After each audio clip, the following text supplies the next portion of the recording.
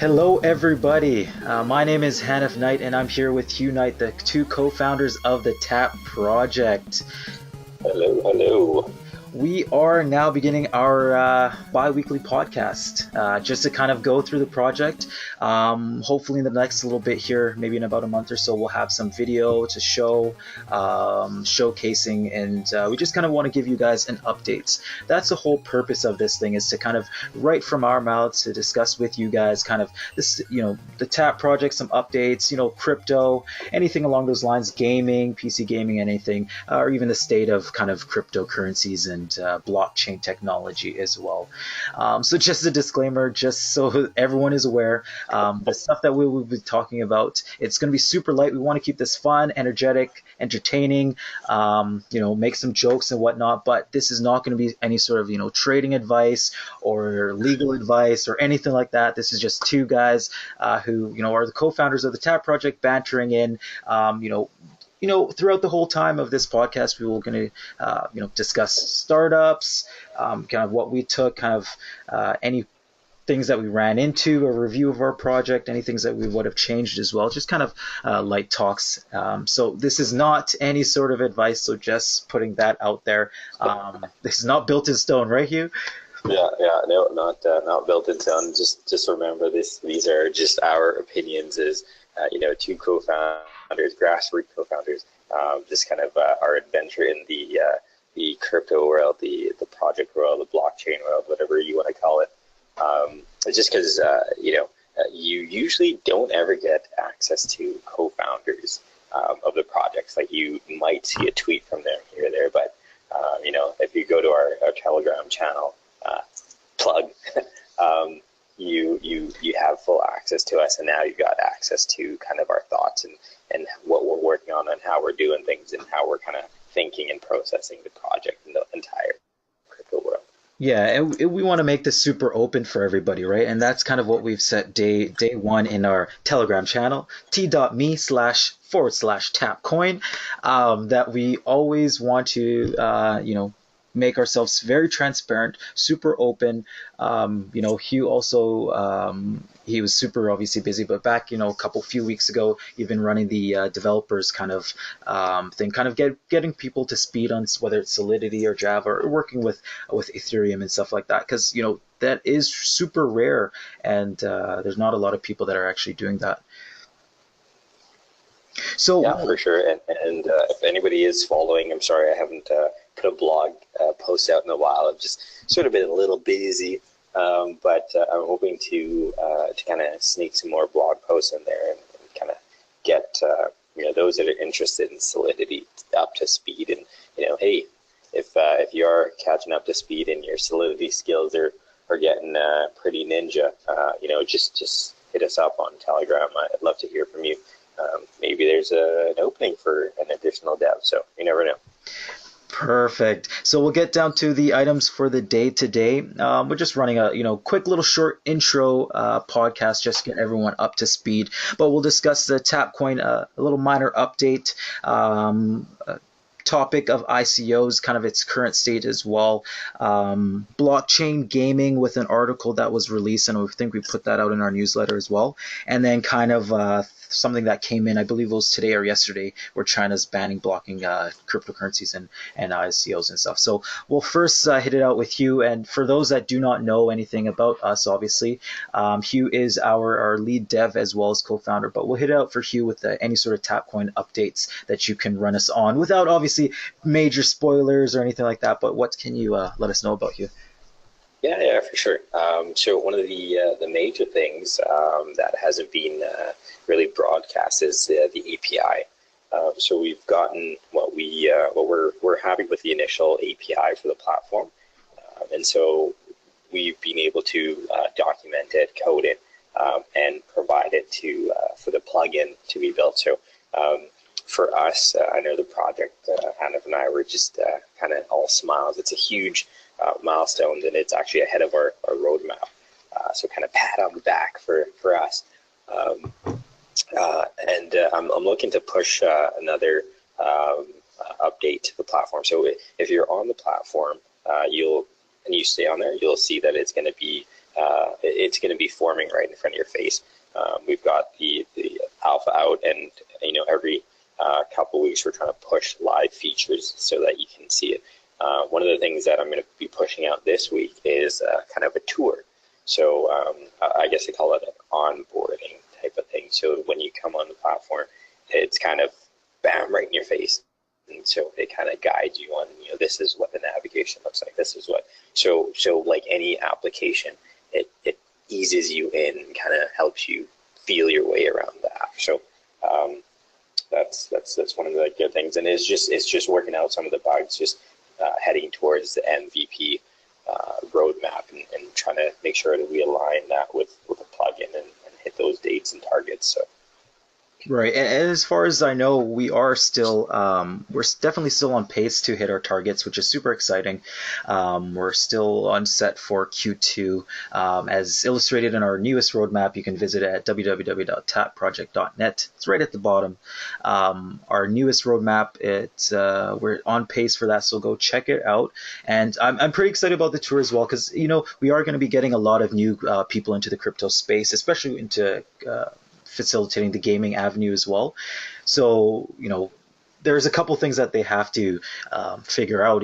One, they have to figure out what the heck is cryptocurrencies, and then two, they have to, obviously figure out the platform.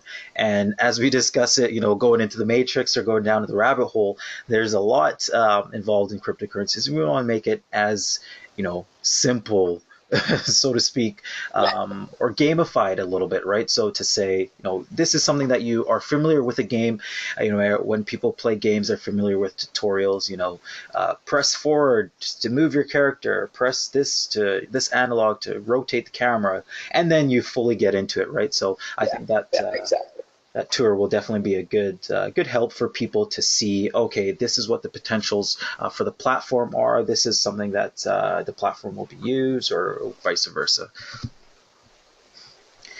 And just on our end, we are continuing with partnerships as well. Partnerships are a little bit different. I'm unable to speak of those as freely as I would love to, just because they are delicate and they are, still going through the processes, but they are going well. And we always are continuing to look for developers. So if you know any of developers that do wish to jump onto an amazing blockchain technology outside of when the plugin is being released, we are open to partnerships and we are open to publishments. So publishments are quite easy, obviously, and then partnerships are those developers that want to look for something a little bit deeper into the blockchain space, and kind of we can facilitate with that, and kind of a little intro to blockchain, especially with the Tap project, which I believe is going to be huge. And I'm just super excited to play it myself. I'm just going to be playing those games, earning Tap coins or whatever, right? But no, as a gamer, this is something that is long overdue, right? Yeah, it's one of those funny things where now, whenever you're playing a game, you're like, oh man, I could be pulling in some Tap right now. Oh, you don't even tell me.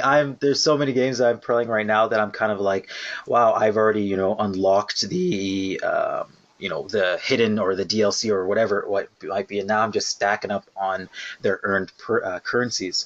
So now I'm just literally just kind of like, well, I have 500,000, or I've maxed out. When I was playing Destiny 2, I maxed out a couple times, and then I was just kind of like, oh well, I'm just going to burn it on something that I might not even use, just for the sake of burning, right? Yeah. But this is something that, it's definitely overdue, and it's something that's going to be super exciting to kind of get right into that industry and disrupt it that way. So I guess for second, we'll discuss kind of ICOs and kind of the state of ICOs right now, where we are, kind of the ICOs that we're seeing, and the difference is kind of really from last year. I think it would have been about last year, May or June, kind of the start of the big box ICOs and kind of the state and what we maybe see in the future or anything. I'll kind of give it a start, I guess. And why I say big box ICOs from last year's. Definitely the ICO space is changing currently from what we saw last year, 2017 till now. We had major hitters and major players in the cryptocurrency space and the blockchain space last year that are continuing to kind of pave the way.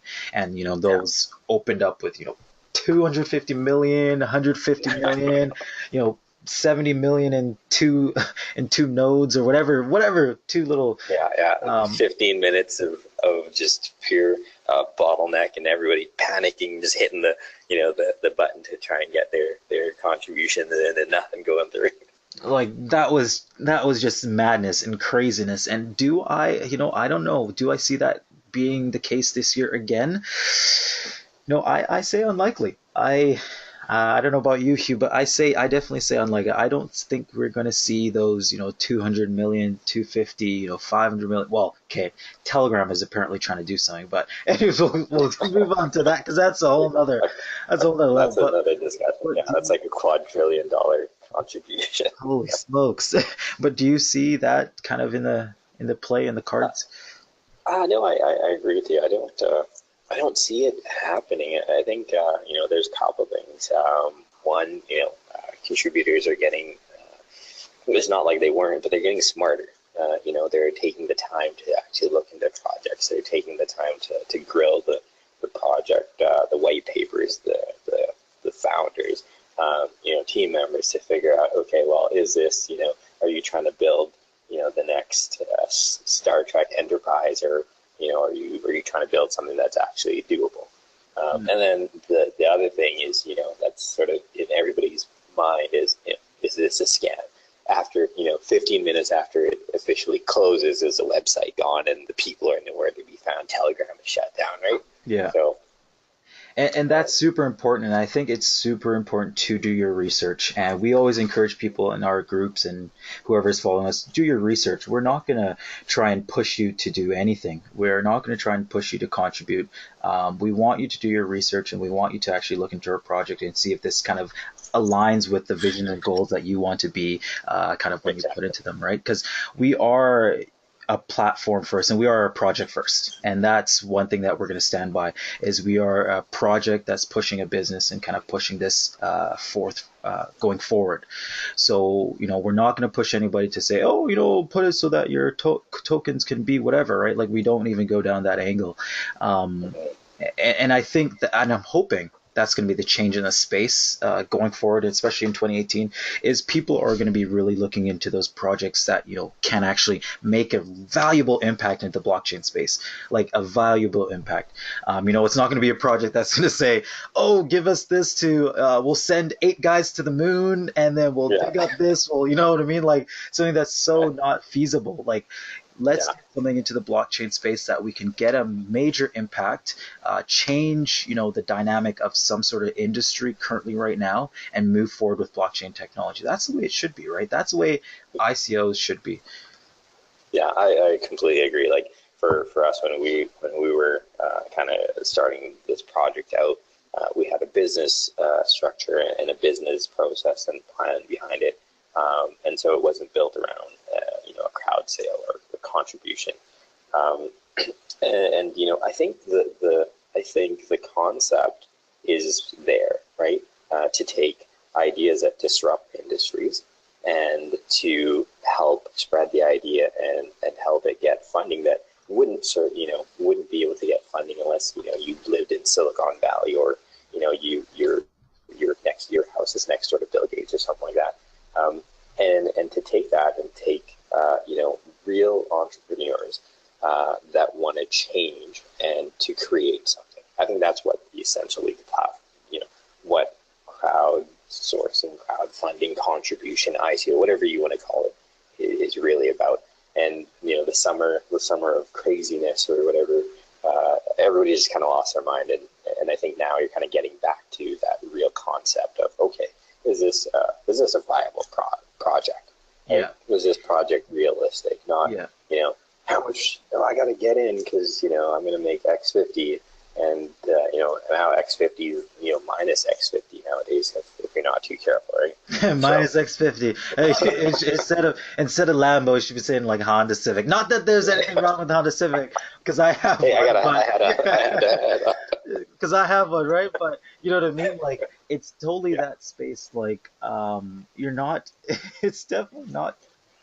It needs and hey, you know we're seeing blood days, and you know I did a lot of trading, you know, back in the day, whether it's stocks or whatever it might be. So we are seeing like blood days with you know currencies right now, and everybody's going red, and it's a bear market and whatever. But maybe that's what it needs, right? Like maybe this is what it's going to take to kind of pull back to say, okay, your token does not need to be valued at you know $20 million, or you know it does not need to go to $20 million per token, right? Because it's all about, obviously, if you're going down the rabbit hole a little bit, it doesn't really matter what its valuation to USD is, or to CAD, or whatever fiat yeah, currencies you use, because you yeah, have, if you're talking about a currency revolution, you have, you know, let's say you have 10 ETH, that value of 10 ETH is valued to 10 ETH, right? It's not, yeah, it's one ETH equals one ETH. It's not, it should, you know, that's the, obviously the revolution about, you know, the cryptocurrency space is when you actually start thinking about, you know, not converting it to a fiat currency, that's when you really take hold of the space. And that's when you kind of really grasp to say, wow, you know, it doesn't really matter how much I have, because the value of this is going to be changed once it gets adapted on a new project or whatever. yeah, yeah. And the funny and well, the interesting thing is, you know, once your token has a legitimate utilitarian use to it, then value is almost a secondary, right? It's used in the application. For Yeah, example, the Tab project. The platform uses it. It thrives on it. It pushes it, right. It's critical to the platform, and it's critical to the user and its user base. So it's circular, right? It's just going in and it's coming out, going in, and so you're almost in a little bit of a bubble yourself, void of whatever is happening, outside of that world. Once you step outside of the world, then you're sort of opening yourself up to that. But is the way it goes. definitely the value is only restricted on the value that you're using. It's not the value based on, you know, other external sources. It's really the value of the tap coin is the tap coin and its platform, right? Yeah. You know, you exchange one tap coin into another game. That's the value there. It's not, you know, versus, you know, X, Y, and Z and a whole bunch of out external sources. But that is the, you know, the rabbit hole, the matrix, blue or red pill, whatever you might call it. It's kind of as you think of kind of the way that, you know, and this leads into a perfect segue, right, into kind of blockchain and kind of the futures of blockchain. It's crazy to believe, and you know they say whatever 1% of blockchain tech or cryptocurrency is actually being used, and then you know then you can go down into what are the percentages of it being used properly or being used for what it's intended to, right? Like nobody knows really. It's kind of like the old history books, right? You dig them up, you know, what was, you know, Ethereum, or what was Bitcoin, or, you know, Satoshi or whatever, right? Like what was its original purpose? You'll never know, because they'll never tell you, right? So it's interpreted based on every person, but it's as more and more people from outside, and we had this discussion at the startup meeting that we're out at last week. Yeah, last week. Yeah, last Um, week. Yeah. as more and more people at the outside come into blockchain, they take their experiences and knowledge from, you know, we'll call it the normal life, right? And they bring them into the matrix, um, and they work on, you know, ways to advance it based on things that they've seen out there, right? Um, and then they grasp blockchain, and then they're like, oh, okay, this is interesting. Now I can see where the advancements in technology will be. Yeah, for sure. Because I think what happens is everybody sort of groups cryptocurrency and blockchain as one. It's just one interchangeable, but it's actually two different pieces, right? You've got the currency portion of it, and then you've got the blockchain, the technology piece. And once you And I know I'm not going to go on a rant here because I usually get in and I'm going deep down the rabbit hole. Once you kind of get into Yeah, we want to keep this one blockchain, yeah, super light. Once you get into the blockchain part of it, then you're like, oh my goodness, like we're at like this is like almost standing in the room of those huge mainframes when the dude flicked on the switch and he sent a file over the internet to another guy. And it was like that's sort of where we're at with this technology. Very infant, but very, very just world changing. I'd say with the possibilities that you can do by tapping it into other technologies, right? Just combining them. Even take our project once again, right? Like who would ever think? Even though the first thing you'd think about, like after you think about the idea, you're like, oh, why wasn't it like this before? But who would ever think you could take digital, virtual currency from one and put it into a completely different game on a different platform, regardless of who's playing, what publisher is using it, or whatever. Right? Yeah, like when would that ever happen? Yeah, I'm with you. Back in the 2000s, early 2000s, I was dreaming of the day where, they would create one game that would be accessible, on PlayStation, Xbox, PC. That's kind of like the game of life, right? It's just kind of no matter where you go, you can always be playing that game. But you kind of figure out as you continue and you learn about it and you research about it, that maybe the technology is not there, or maybe there are some restrictions that whether it's developers or publishers might not want to admit to. But this does definitely allow that first step to go through if you think about it, like you really think about the project here and really think about what the Tapcoin has the possibilities of doing. As you said, you're playing a game and we're localizing it into a game, but you're playing a game, you're taking what was created in one game, pulling it out and pushing it into another game that's designed and developed by a completely different person, completely different platform. It's just thinking about that space alone, right? You can definitely evolve this and bring this out a little bit further, and it's mind blasting, right? yeah. It's mind blasting. Yeah, and we'll, as we continue to do these updates on the project and kind of chat about the space, we'll I think users and people start to get an understanding of how awesome a capability it is. So we'll kind of keep getting into it piece by piece, kind of just feeding you a little bit, right? We're not gonna just bring the hammer down on day one. So yeah, it's definitely just to kind of provide some sort of insight to kind of where we are going and where, as people say, we're not in any weak hands. We don't have any weak hands with the project or anything like that, right? Like we're super positive and pushing forward on this project. We can kind of move forward, obviously, for this one, but we will come back to the gaming space.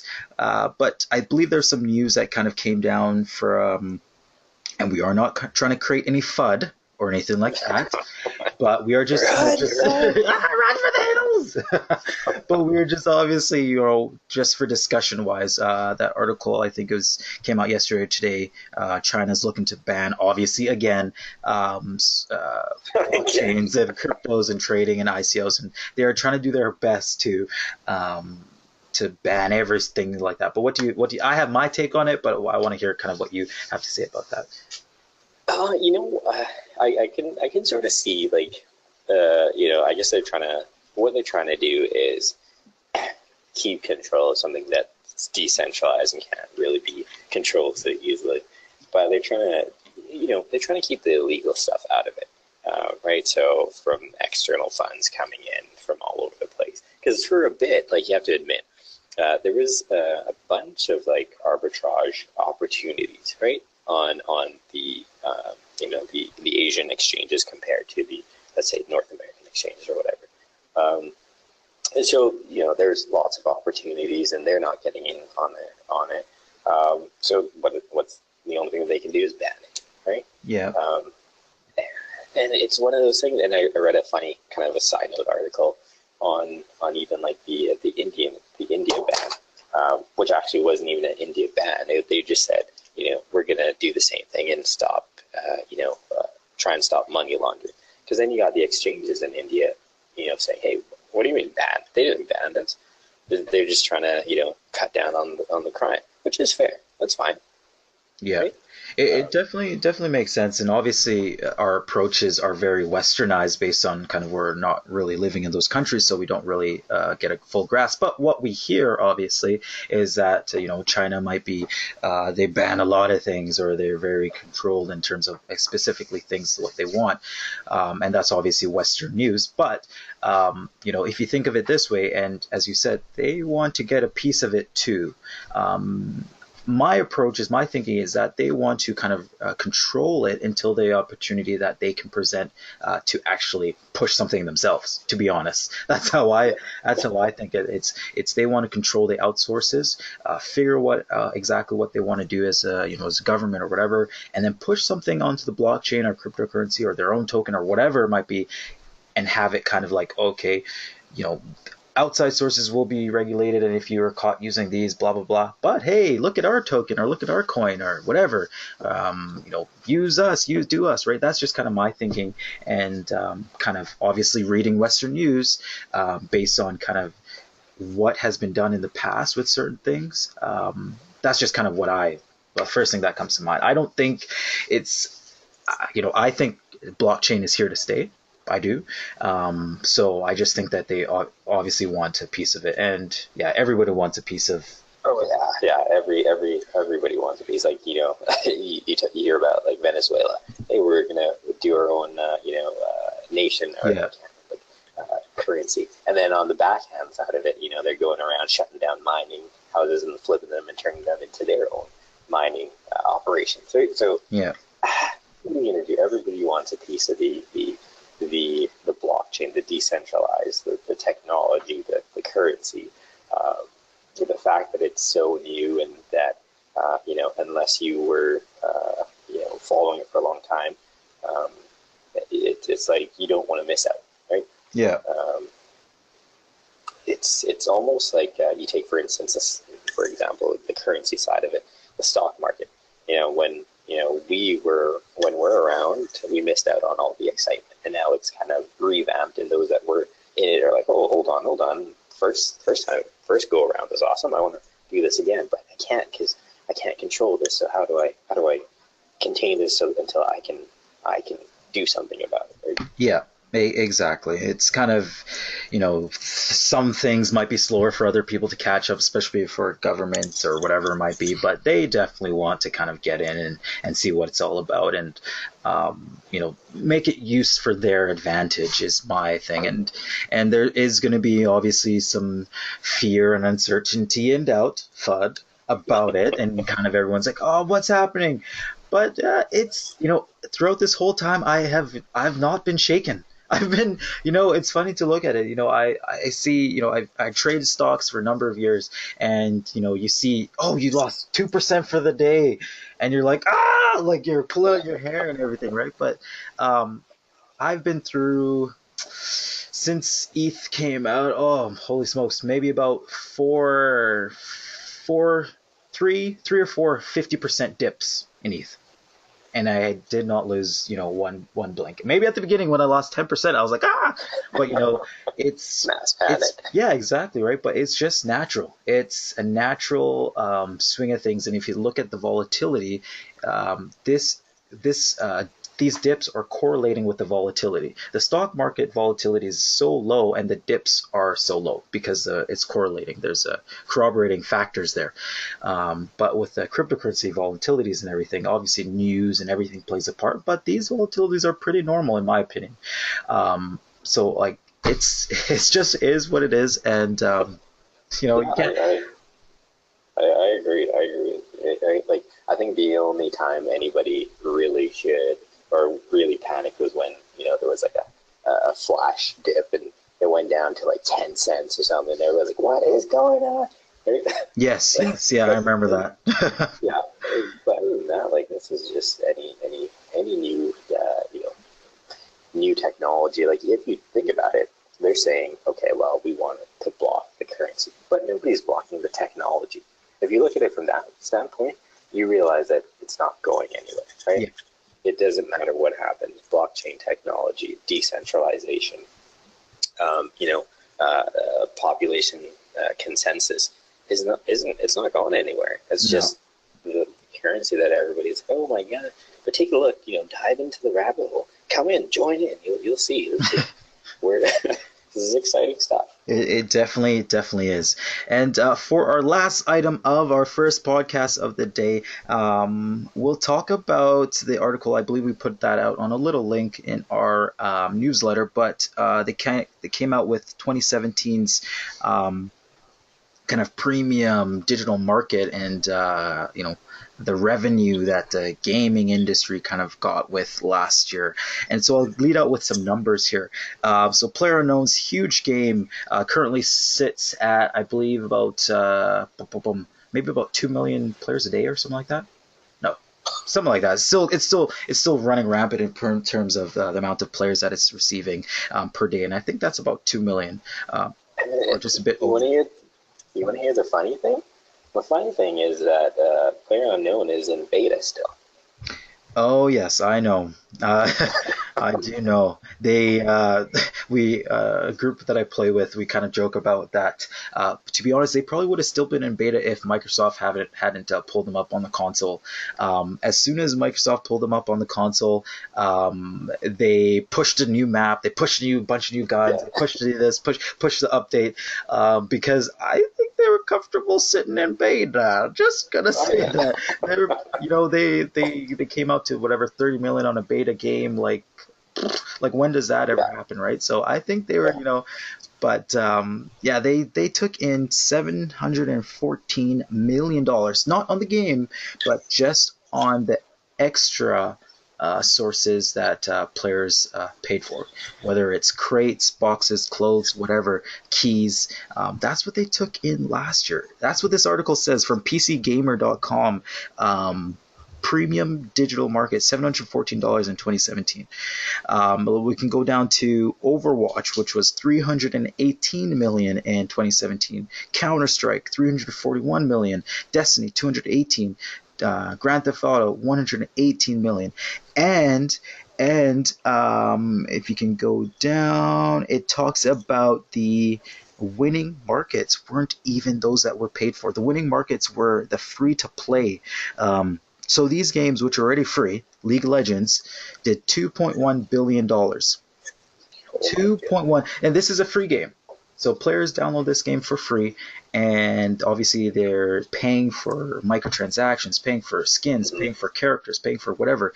$2.1 billion in revenue in 2017. I'll just let that sink in there. No, it's sinking. It's sinking. It's sinking. Right? Like that is just players are putting in more and more money each year into games. And when they stop playing, League of Legends, when they stop playing Destiny, if they're not a pro player, if you're a pro player and you got a pro team and you go up and you win a Dota tournament and you win $2 million, great, perfect, you got paid back.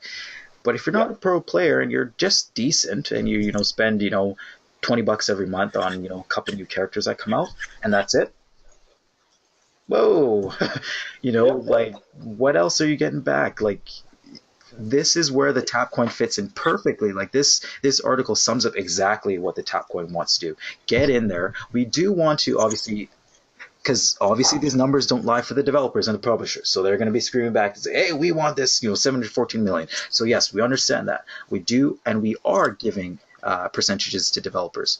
However, for the gamer, we just want to splice off, even a 0.5% of that. 0.5 of 714 million.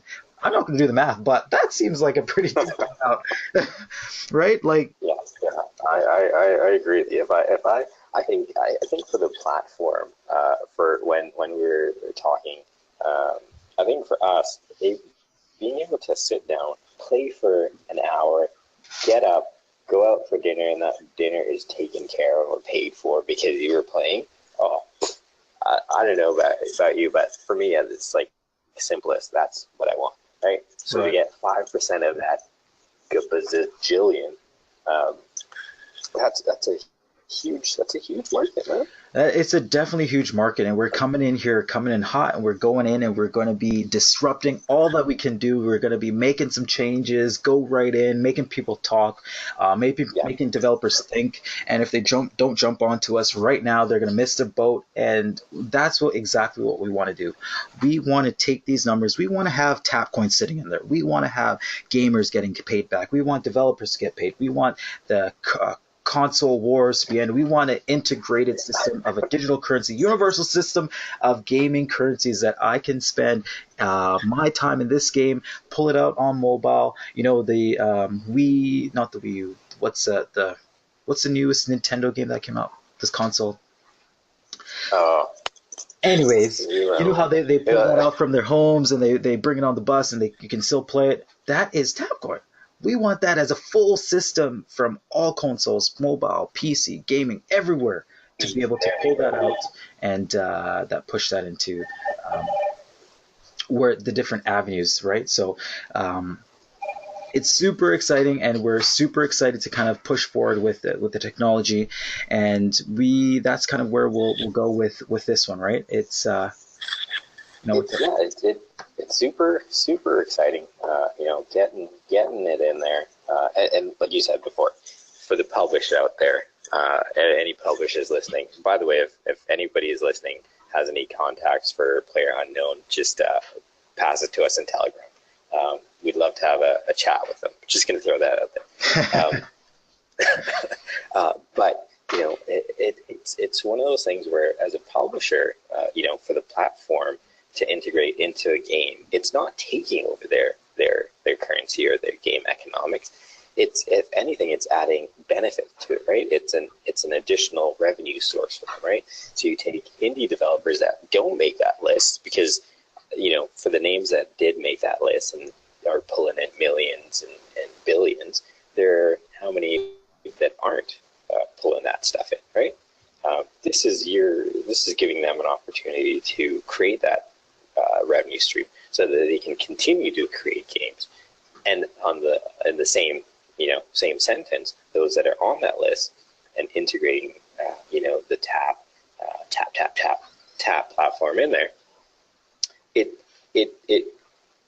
I guess it gets to a point where, like, okay, I can make my game a little harder, right? Because gamers are able to import the tap into the game and start, with a bit extra than they usually have. So the game publishers and developers can now make that level just a tad bit more harder, or just make getting the points or the coins or tokens just a little bit difficult to get, right? So it raises the industry on a whole. It just disrupts everything that you know about gaming, and just gives it's kind of like Superman just being able to just open up a bit, right? For the entire time he's holding back. You actually get, as a publisher, you get to say, okay, all right, maybe I won't put that there to make it that easy for you. Maybe I'll make you think about it. Or I'll make it take a little bit longer for you to get there. Yeah. And that's super important, right? We aren't, for developers, we aren't looking to change any sort of your game economics. We're just looking for an additional source for you to be able to publish your game on the platform, to say, hey, this is another option. Think about this option really hard, because it's going to be a big option, but this is another option for you guys as well, right? And as we say, we didn't provide it, and obviously for those newcomers onto the TAP project, it is a blockchain transferable in-game token that we're decentralizing the gaming industry, providing gamers with options and opportunities to convert the in-game to in-game and premium currencies, along with providing developers additional revenue for publishing those games. So that is the basic forefront of the platform and the system. And we are definitely work with developers, see what works for them. We're not coming in here to obviously just change everything, but we are changing a lot of things. But we want to work with the you guys. industry. Yeah, not you, not you in particular, but we do want to work with you guys, and we do want to see kind of how we can make this work for all developers alike. So as Hugh pointed out, let us know, talk to us, give us a shout, have discussions. We love talking about, hey, it's not going to work, stuff like that. I can't believe you actually got that in there. I stuck that one in there, right? But that is a story for another podcast, and so we will wrap this one up. So I thank you guys for tuning into our first podcast of the TAP project. Um, Again, my name is Hanif, and Hugh is we're both co-founders of the TAP project. And I'll just kind of go with our outros of, visit us on www.tapproject.net. Follow us at tap_coin on Twitter. Follow us at the TAP Project on Facebook. We have an Instagram. We'll be posting these podcasts every second Saturday for now, every second Saturday of the month for now, onto our YouTube channel at TAP Project, I believe, as well. Yeah, just hit us up on our Telegram, especially as well, t.me/tapcoin, and our email team, team at tapproject.net. Yeah, and I'll leave you with this. For those in our Telegram room, fueled by gamers, inspired by the community, disruptive to all. That is right. And you guys have a good night.